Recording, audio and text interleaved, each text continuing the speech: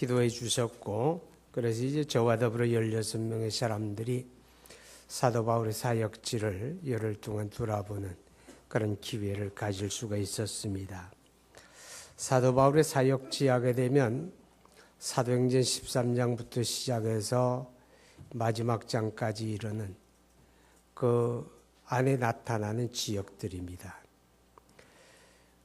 마지막에 간 곳은 로마죠. 이탈리아 로마였고, 제일 먼저 시작한 곳은 지금의 시리아, 내전을 겪고 있는 시리아, 다마스커스에서 변화되게 되고, 그리고 수리아 안디옥에서 선교사로 파송을 받게 되죠.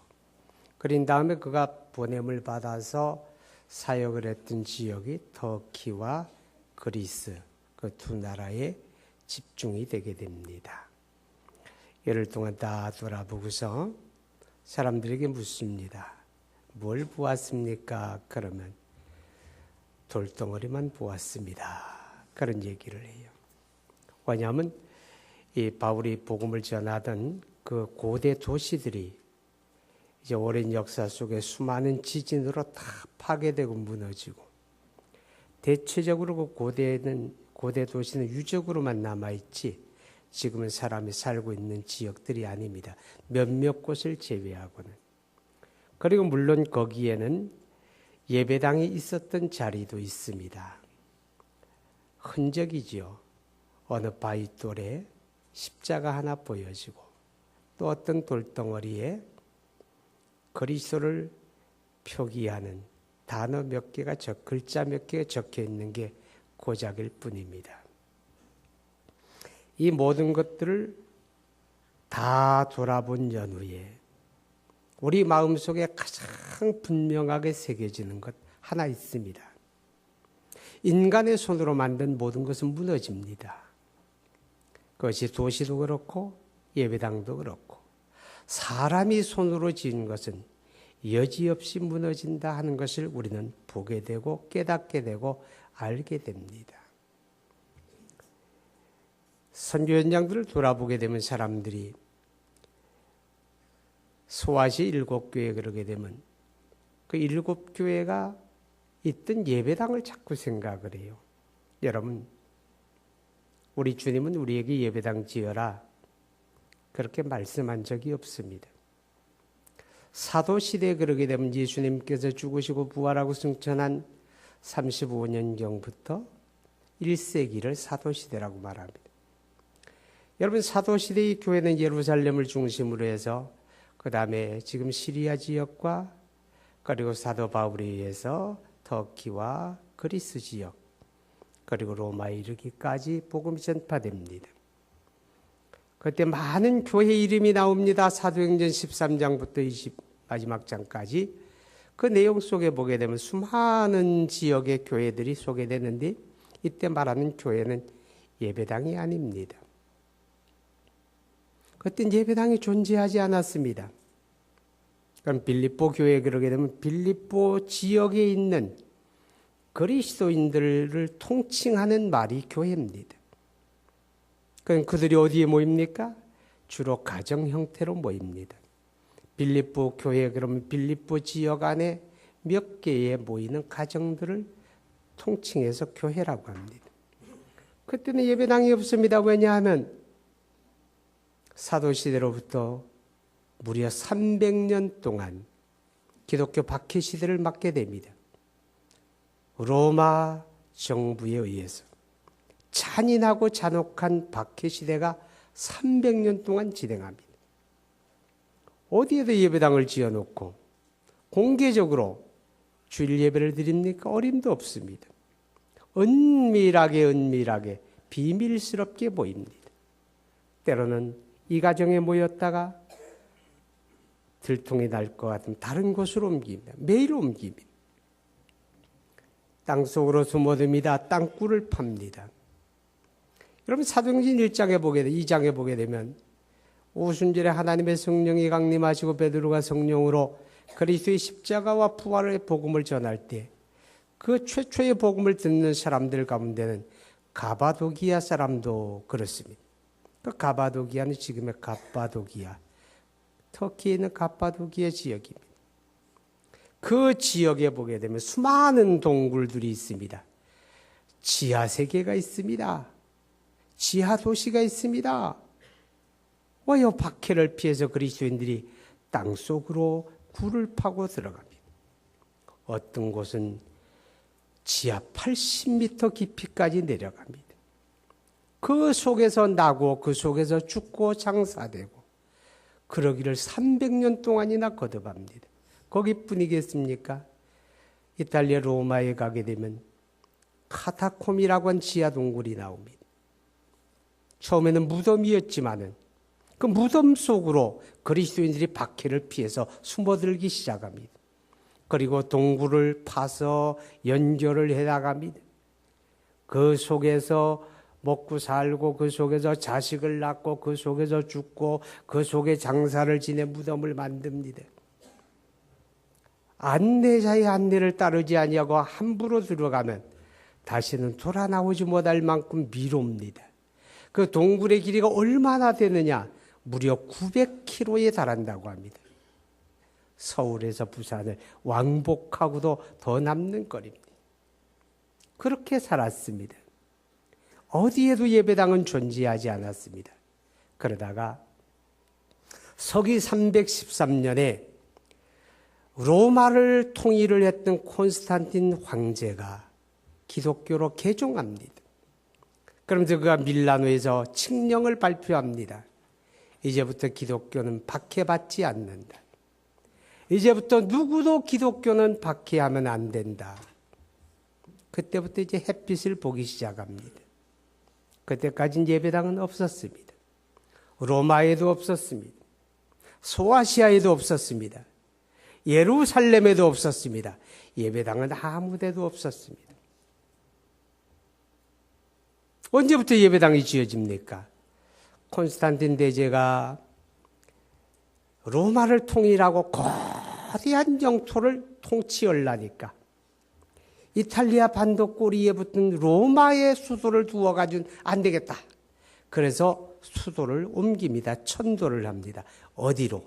지금의 터키의 이스탄불, 터키의 경제 수도라고 하는 이스탄불로 수도를 옮깁니다. 그리고 그곳 이름을 콘스탄티노플이라고 이름을 짓게 됩니다. 그 전까지 거기는 도시 이름이 비잔티움이었습니다. 그러다 콘스탄티노플로 옮겨지고 그 다음에 또 이슬람이 지배를 하면서 이슬람이 융성하라고 그래서 지금의 이스탄불이라고 이름을 바꾸었다고 합니다. 그리고 그가 337년에 죽었습니다. 그가 죽은 다음에 다른 황제가 한 번 나오고 그 다음에 황제로 나온 사람이 있습니다. 데오도시우스라고 하는 황제가 350년경에 드디어 기독교를 로마의 국교로 선포합니다. 기독교는 로마의 국교다. 기독교 외에는 인정하지 않는다. 그러지죠. 그러니까 그때부터 드디어 예배당이 곳곳에 지어지기를 시작했다. 그 말이죠. 그래서 무려 5세기, 6세기까지 예배당이 여기저기에 많이 세워지게 됩니다. 그런데 그 예배당들은 지금 흔적도 없습니다. 왜요? 역사 속에 수많은 지진이 반복이 되면서 다 무너져 버리고 폐허로 남아있고 다 무너지고 없다 하는 것입니다. 사람이 손으로 지은 건 다 무너집니다. 다 무너집니다. 여러분, 오늘 성경에 보게 되면 읽은 말씀 10절에 이렇게 말합니다. 바울이 내게 주신 하나님의 은혜를 따라 내가 지혜로운 건축자와 같이 그럽니다. 사도 바울이 그리스도의 복음을 전하고 그리스도의 교회를 세우고 교회를 가꾸어 갈 때 그는 스스로를 건축자에 비유했습니다. 내가 지혜로운 건축자와 같이라고 말합니다. 무슨 뜻입니까? 지혜로운 건축자는 무너질 거 세우지 않는다 그 말입니다. 지혜로운 건축자는 무너지는 거, 폐허가 되는 거 그런 거 세우지 않는다는 겁니다. 무너지지 않는 거, 무너지지 않는 성전, 할렐루야. 그걸 세우고 가꾸는 사람이 지혜로운 건축자다. 그런 의미가 됩니다. 오늘 16절에 너희는 너희가 하나님의 성전인 것과 하나님의 성령이 너희 안에 계신 것을 알지 못하느냐 그럽니다. 여기서 너희는 누굽니까? 두 가지 의미를 가집니다. 먼저는 그리스도의 공동체, 그리스도인의 공동체, 교회를 말하는 것입니다.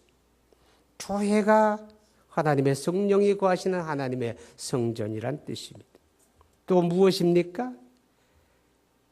성령으로 거듭남을 받은 그리스도인 자신을 가리킵니다. 그리스도인 자신은 성령을 받은 성령의 사람, 하나님의 성전입니다.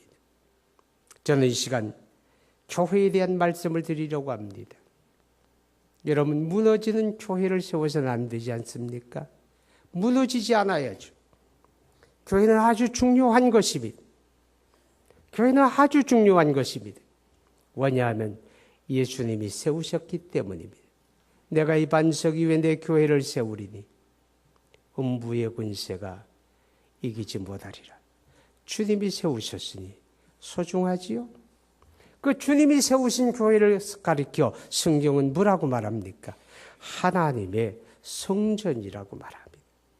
자, 여러분 에베소서 2장 한번 보세요. 에베소 2장 20절부터 22절까지 봅니다. 시작. 너희는 사도들과 선지자들의 터 위에 세우심을 입은 자라. 그리스도께서 친히 모퉁이 돌이 되셨느니라. 그의 안에서 건물마다 서로 연결하여 주 안에서 성전이 되어가고 너희도 성령 안에서 하나님의 거하실 처소가 되기 위하여 그리스도 예수 안에서 함께 지어져 가느니라. 교회를 가리켜 하나님의 성전이다. 그렇게 말합니다. 교회가 하나님의 성전이란 말의 의미가 뭡니까? 하나님을 만나는 자리란 뜻입니다. 하나님의 경험이 있습니다. 교회가 하나님의 성전이란 말의 의미가 뭡니까? 하나님의 은혜가 있는 곳이라는 것입니다. 하나님의 은혜. 그래서 구약의 예루살렘 성전의 지성소 안에 하나님의 언약궤가 있고 언약궤 위를 가리켜 속죄소 혹은 시은소 그렇게 말합니다. 하나님의 은혜가 있는 곳. 교회가 뭡니까? 하나님의 은혜가 있는 곳. 하나님의 구원이 있는 곳. 하나님의 긍휼이 있는 곳. 하나님의 복이 있는 곳. 할렐루야. 그게 교회입니다. 에베소 1장 보세요. 에베소 1장 23절 봅니다. 왜 교회가 중요합니까? 시작. 교회는 그의 몸이니 만물 안에서 만물을 충만하게 하시는 이의 충만함이니라. 교회는 그리스도의 몸입니다. 예수님은 그 몸의 머리입니다. 그런데 그 교회는 만물 안에서 만물을 충만하게 하시는 이의 충만함이라고 합니다. 누굽니까? 교회는 하나님의 충만입니다. 교회는 그리스도의 충만이다. 그런 뜻입니다. 그러니 교회는 하나님의 복이 있는 곳입니다. 하나님의 은혜가 있는 곳입니다. 하나님의 구원이 있는 곳입니다. 살아계신 하나님을 만나는 곳입니다. 할렐루야. 교회가 그만큼 중요합니다. 그런데요, 하나님의 성전된 이 교회는 뭘 가리키는 것입니까? 제가 여러분에게 교회가 뭡니까? 이렇게 물으면 여러분 가운데 90%의 사람들은 예배당을 생각할 겁니다. 아니올시다. 예배당을 가리켜 교회라고 말하지 않습니다. 예배당을 교회당이라고 합니다. 교회가 필요로 하는 시설이란 뜻입니다.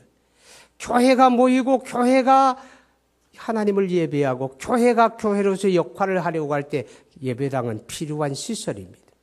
필요합니다. 그러나 교회는 아닙니다. 교회는 뭡니까? 교회는 사람입니다. 아멘. 교회는 사람입니다. 어떤 사람입니까? 예수를 구주로 믿고 하나님의 성령으로 거듭남을 받은 사람들의 공동체. 오늘 여러분이 하나님의 교회입니다. 오늘 여러분 가운데 하나님의 성령이 계십니다. 그래서 우리가 하나님의 성전이 됩니다. 예수님은 말씀합니다. 마태복음 18장 두세 사람이라도 몇 사람? 두 사람, 세 사람만이라도 내 이름으로 모이는 곳에는 나도 그들 가운데 있느니라. 아멘. 나도 그들 가운데 있느니라. 어떻게? 그의 성령으로. 요한일서 3장 24절. 그의 성령으로 그리스도가 우리 가운데 함께하는 이 교회가, 그리스도인의 공동체가 하나님의 성전인 줄 믿으시기 바랍니다. 지혜로운 건축자는 무너지는 성전을 세우지 않습니다. 무너지지 않는 성전을 어디에 세워야 합니까? 터가 중요합니다. 토대가 중요합니다. 여러분 11절 봅니다. 이 닦아둔 것 외에 능히 다른 터를 닦아둘 자가 없으니 이 터는 누구라고? 예수 그리스도라. 이 터는 예수 그리스도라. 교회는 어디에 세워집니까? 어디에 세워져야 영원합니까? 어디에 세워져야 무너지지 않습니까? 그리스도 예수 위에 세워지는 겁니다. 아멘.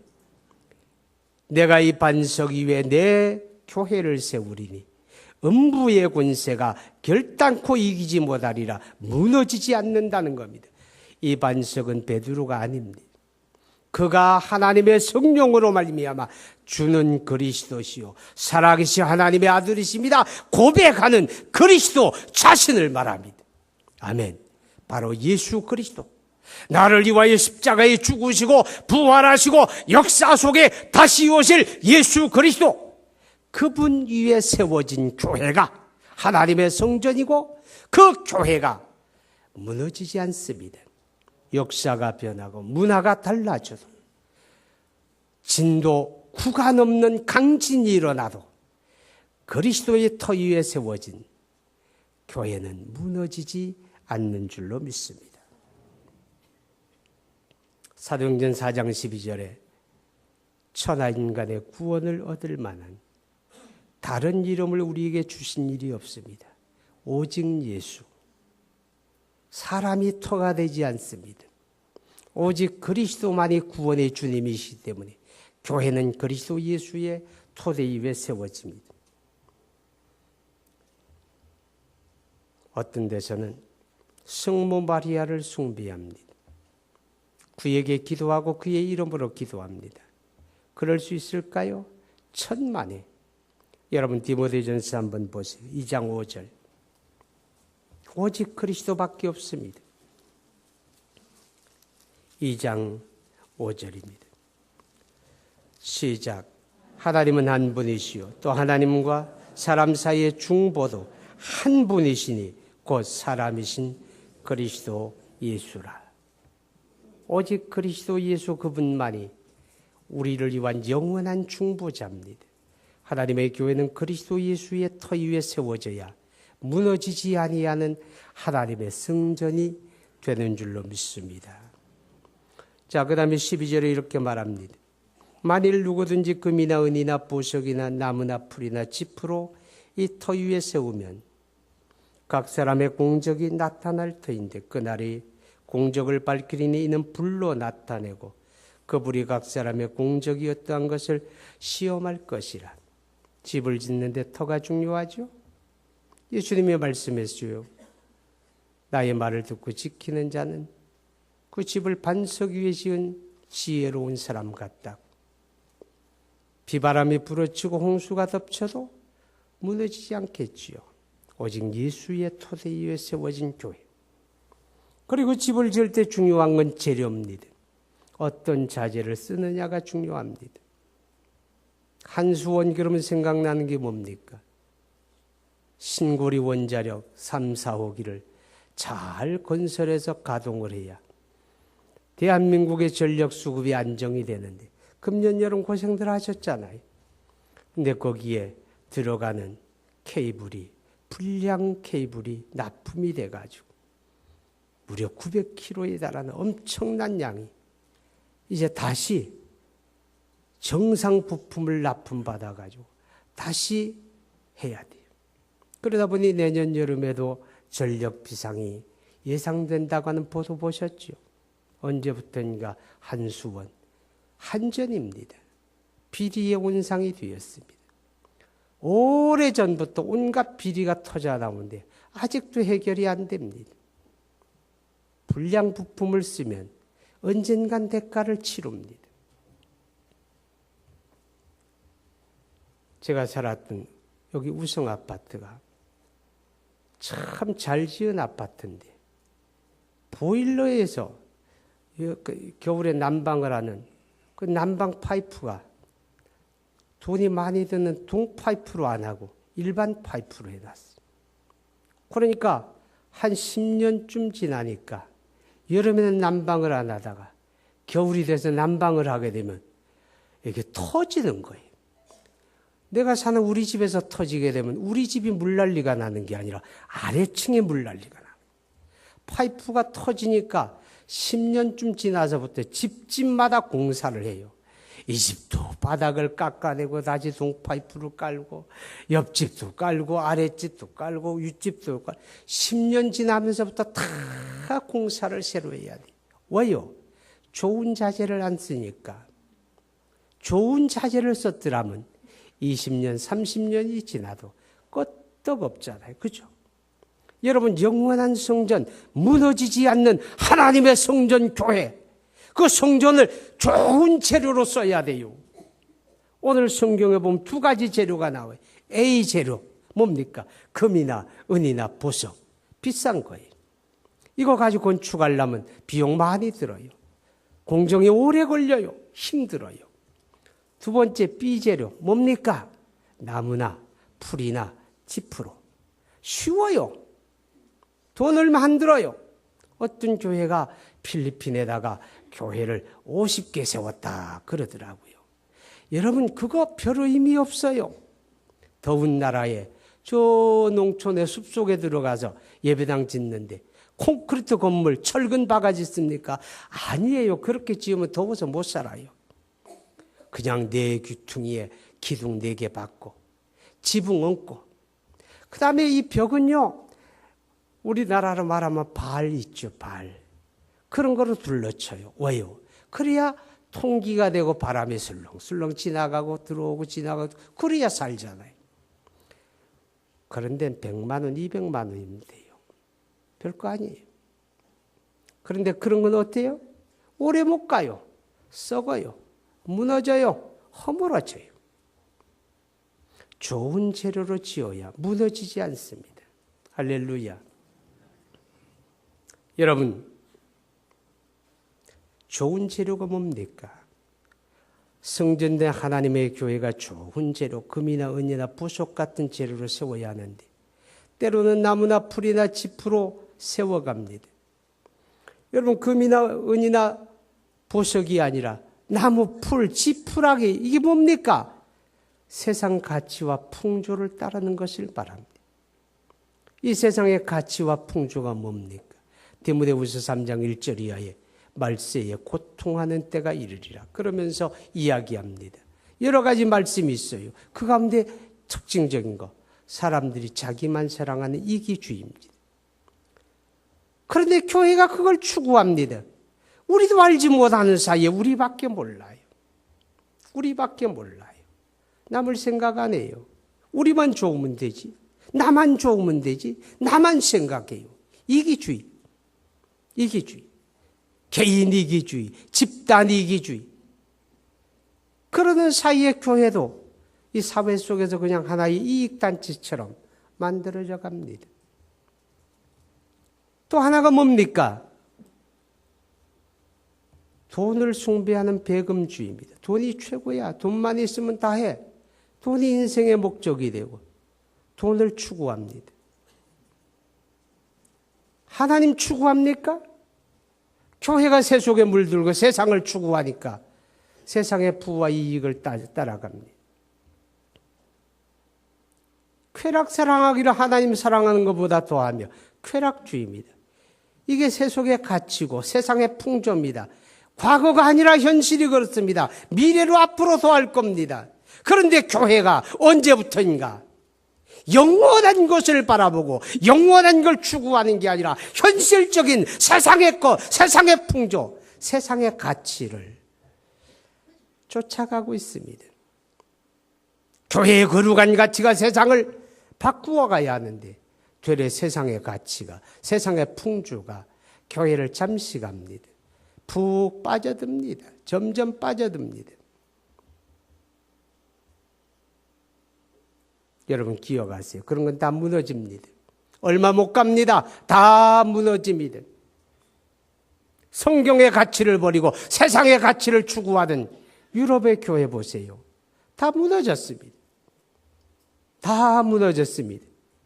예배당은 그대로 있지만 사람이 없어요. 교회가 없어요. 교회 없는 예배당이 무슨 가치가 있어요? 아무 의미가 없어요. 왜 무너집니까? 하나님이 영광 받지 않으니까. 그래서 요한계시록 2장 5절에 예수님이 말씀해요. 에베소 교회를 향하여 내가 회개하고 돌이키지 아니하면 내 촛대를 옮기리라. 무슨 말이에요? 교회 아니다 그 말입니다. 내가 떠난다 그 말입니다. 교회 간판이 크면 주님이 계십니까? 예배당이 크면 주님이 계십니까? 아니에요. 주님이 떠나면 아무것도 아니에요. 주님 떠나니까 그 한때는 찬란한 기독교 역사를 자랑하고 기독교 문화를 꽃피웠던 그 지역이 아무것도 아니게 됩니다. 무너지고 맙니다. 여러분 무너지는 하나님의 성전 세우려 하지 마세요. 금이나 은이나 보석으로 세워야 돼요. 변하지 않는 거, 불 속에서도 변하지 않는 거, 뭐가 금이나 은이나 보석입니까? 그리스도의 십자가 복음입니다. 할렐루야. 예수의 십자가 복음밖에 없어요. 사도 바울이 그 십자가 복음 전하기 위해서 매를 맞아요. 그 십자가 복음을 위해서 고난을 받아요. 그 십자가 복음을 위해서 굶주림을 당해요. 그 십자가 복음을 위해서 평생을 바쳤어요. 그 바울이 고백합니다. 나의 자랑은 예수의 십자가밖에 없다. 아멘. 예수의 십자가밖에 없어요. 왜요? 예수의 십자가 복음이 우리를 대속하기 위하여 그가 십자가에 피 흘려 죽으시고 부활하신 그 십자가 복음이 구원의 능력이기 때문이에요. 아멘. 세상이 구원을 주는 게 아니에요. 돈이 구원을 주는 게 아니에요. 세상의 풍조와 가치가 우리를 구원하는 게 아니에요. 세상의 지식이 우리를 구원하는 게 아니에요. 우리를 죄와 멸망에서 구원하고 우리에게 영생을 주는 거 예수의 십자가 복음밖에 없기 때문에 그래서 바울이 나는 십자가 복음만을 자랑한다. 나는 그 예수만을 알기 원한다고 말합니다. 여러분 예수의 십자가 복음이 변하지 않는 금이요 은이요 보석입니다. 그 복음으로 세워진 교회가 하나님의 성전이고 세월이 변해도 역사가 달라져도 무너지지 아니할 줄로 믿습니다. 그런데요, 오늘 하나님의 교회가 많은 그리스도인들이 십자가 복음만을 붙잡으려 하지 않습니다. 그것 말고 다른 무엇이 필요하다고 말합니다. 하나님의 교회가 부흥하고 성장하기 위해서 십자가 복음 말고 다른 무엇이 필요하다고 말합니다. 사람들이 관심 가질 만한 것, 사람들이 혹할 만한 것, 사람들의 눈을 사로잡을 것, 사람들의 귀를 사로잡을 것, 십자가 복음 말고 다른 무엇을 우리는 필요로 하다고 말합니다. 그래서 교회마다 이야기합니다. 그게 무엇일까? 그게 무엇일까? 그것을 내놓아야 하고 그것을 보여줘야 하고 그것을 들려줘야 한다고 말합니다. 그 의미가 뭡니까? 간단하게 말하면 세상하고 같아지자는 겁니다. 교회가 세상하고 같아지자는 얘기입니다. 그건 뭐예요? 망하자는 겁니다. 그건 지푸라기입니다. 그건 썩을 나무입니다. 그건 무너질 것들입니다. 여러분 성경 한번 보세요. 디모데후서 4장 2절부터 봅니다. 2절부터 5절까지 4절까지 사도 바울이 디모데를 향해서 목회자 디모데를 향해서 말합니다. 시작. 너는 말씀을 전파하라. 때를 얻든지 못 얻든지 항상 힘쓰라. 범사에 오래 참음과 가르침으로 경책하며 경계하며 권하라. 때가 이르리니 사람이 바른 교훈을 받지 아니하며 귀가 가려워서 자기의 사욕을 따를 스승을 많이 두고 또 그 귀를 진리에서 돌이켜 허탄한 이야기를 따르리라. 십자가 복음 말고 다른 무엇을 우리는 원합니다. 그래서 다른 무엇을 제시해서 즐거울 거리를, 볼 거리를, 들을 거리를 십자가 복음 말고 다른 것을 들려달라고 합니다. 그래서 그것 줍니다. 사람들이 많이 모입니다. 무슨 의미가 있습니까? 그 안에 주님이 안 계시면 무너진 교회 아닙니까? 무슨 의미가 있습니까? 거기에 구원이 없으면, 거기에 하나님의 은혜가 없으면, 거기에 하나님 만남이 없으면 무슨 의미가 있습니까? 성전 아닙니다.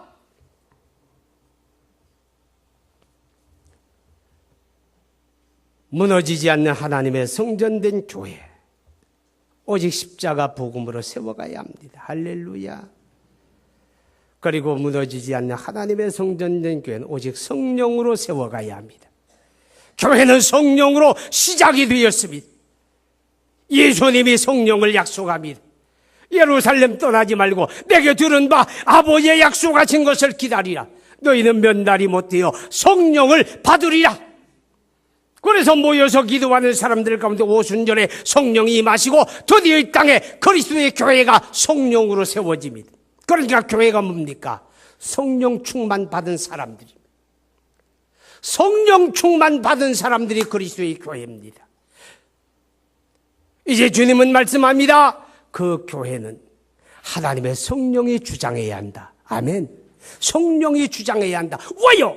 그래서 요한계시록 2장과 3장에 소아시아 7교회를 주님이 돌아보실 때 모든 교회를 향하여 결론적인 말씀이 귀 있는 자는 성령이 교회들에게 하시는 말씀을 들으라. 무슨 말입니까? 교회는 성령이 주장해야 한다 그 말입니다.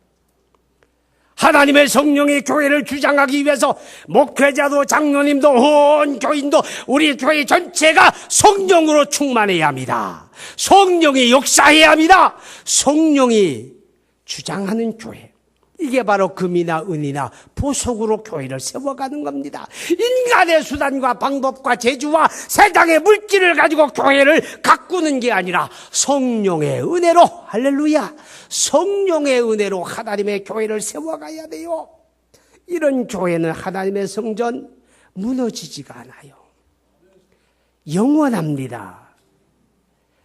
오늘 사랑하는 여러분, 우리 화평교회가 그런 교회가 되어야 합니다.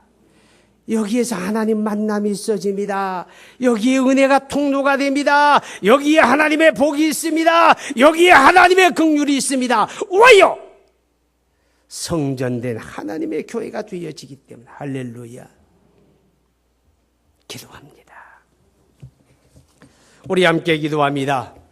무너지는 성전이 아니라 무너지지 않는 영원한 성전, 그리스도의 피로 값주어 사진 거룩한 교회가 은혜의 통로가 되고 하나님의 복을 받고 하나님을 만나는 자리, 구원을 체험하는 자리가 되게 해달라고. 오직 예수 그리스도의 토대 위에 십자가 복음으로 가꾸어지고 성령으로 가꾸어지는 그런 성전된 화평교회가 되게 해달라고 우리 함께 기도합니다. 거룩하신 아버지 하나님, 우리 하나님의 은혜와 사랑을 진심으로 감사합니다. 여기 하나님의 거룩한 교회가 하나님이